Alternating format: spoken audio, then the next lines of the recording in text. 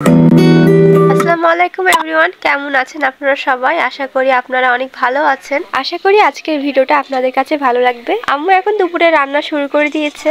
আমি একটু অসুস্থ, যার কারণে ভয়েসটা এরকম লাগছে। আমাদের বাসায় সবাই অনেক অসুস্থ, সবার জ্বর সর্দি হয়েছে, তো আমারও একই অবস্থা। জ্বর আর সর্দির কারণে কিছুই ভালো লাগছে না, কিছু খেতেও ভালো লাগছে না। কিছুদিন আগেই তো গরম ছিল, তো এখন তো অতটা গরম নয়, একটু ঠান্ডা ঠান্ডা ওয়েদার। এই ওয়েদারের কারণে সবারই জ্বর সর্দি হচ্ছে। সবাই আমাদের জন্য দোয়া করবেন, আমরা যেন তাড়াতাড়ি সুস্থ হয়ে যাই। মানুষের জীবন কেমন, যখন মানুষ সুস্থ থাকে তখন অনেক ভালো লাগে, আর যখন একটু অসুস্থ হয় তখন চারপাশের আর কিছুই ভালো লাগে না। অনেক তো কথা বললাম, এখন রান্নার দিকে আসি। আম্মু তো একে একে সব মশলা দিয়ে দিচ্ছে। আজকে আম্মু মুরগির কলিজা ভুনা করছে। হঠাৎ এই জ্বর সর্দির কারণে আমি আর একটা সমস্যায় পড়েছি, কারণ আমার ইনকোর্স পরীক্ষা চলছে। তো জ্বর সর্দির জন্য তো আমি ভালো করে পড়তে পারছি না, আর এই সমস্যা আমার প্রতিবার এক্সামের সময় হবেই। জ্বর সর্দি না হলে মনে হয় হবেই না, তো এবারও কেন এর ব্যতিক্রম হবে, যার জন্য এবারও জ্বর সর্দি হয়েছে।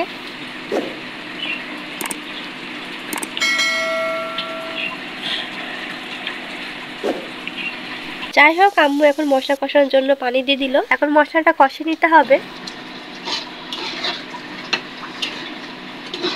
মশলা কষানো হয়ে গেছে, যার জন্য আম্মু এখন কলিজাগুলো দিয়ে দিচ্ছে।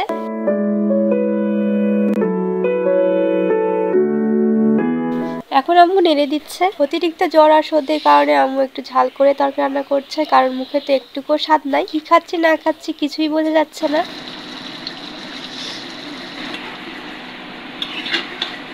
এই তো কালিজিগুলো কষানো হয়ে গেছে, ফাইনালি তরকারিটা রান্না করা হয়ে গেল। আমি তো আপনাদেরকে আগেই বললাম যে আমাদের বাসায় সবাই অসুস্থ, শুধু আব্বু আর আম্মু ঠিক আছে। আমার আর রৌদ্র আকাশেরই জ্বর সর্দি হয়েছে। সবাই আমাদের জন্য দোয়া করবেন। তো আজকের ভিডিওটা এই পর্যন্তই। সবাই ভালো থাকবেন, সুস্থ থাকবেন, আমাদের সাথে থাকবেন। আল্লাহ হাফেজ।